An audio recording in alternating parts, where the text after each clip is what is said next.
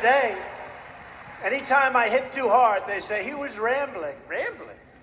You know, I get up and I make a speech. I go for sometimes 2 hours, 2.5 hours, because, you know, people are waiting outside for 3 days, 4 days. You guys were waiting out there for a long time. Front row Joes are waiting out. I don't know how you guys do it. And I feel I have an obligation to speak, and speak in a certain way, and speak a little bit longer. You know, how would you like it? A guy's waiting with his family for 3.5, 4 days. They have a tent, and the tent is set up. They have hundreds of them, and they wait. And then I walk in, speak for 15 minutes, and leave. I don't know, somehow, would that be okay, North Carolina? I don't think so, right? They want me to speak all day. You know, when I leave, I did one 2 hours and 15 minutes, and I'm leaving, and they're screaming, "No, sir, more. We want to hear more." I said, I can't speak more. What the hell else am I going to say? Our country's going to hell. That's all I can say. We're a nation in decline. You know, we were talking about that before. My phrases are copied so much, right? I use a term oftentimes in closing. We are a nation in decline.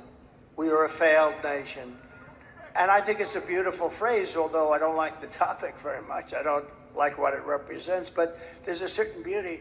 All of a sudden, all of these candidates, including Republicans, are saying we are a nation in decline. We are a failing nation. And I say, you know, what the hell do they have to copy me for, right? But they have a lot of words that they copy. Many of our words, we were in the plane before coming in, and our people said, we went through a list. I think we're going to release a list. Let's release it. But so many of our phrases they copy. I should be, really, that should be a nice thing, not an insult. But crazy Bernie Sanders has said a lot of things, and one of the things he's arguing about is who's more liberal. And after about 2 minutes, he gave up. He said, this woman is nuts. Look, people say, be nice. Have you heard her laugh? That is the laugh of a crazy person. That is the laugh of a crazy. It's the laugh of a lunatic. Have you heard it? You know, they prohibited her. They prohibited her for laughing. I've been waiting for her to laugh, because as soon as she laughs, the election's over. But we're winning by a lot in Pennsylvania. I think the fracking got her. The fracking.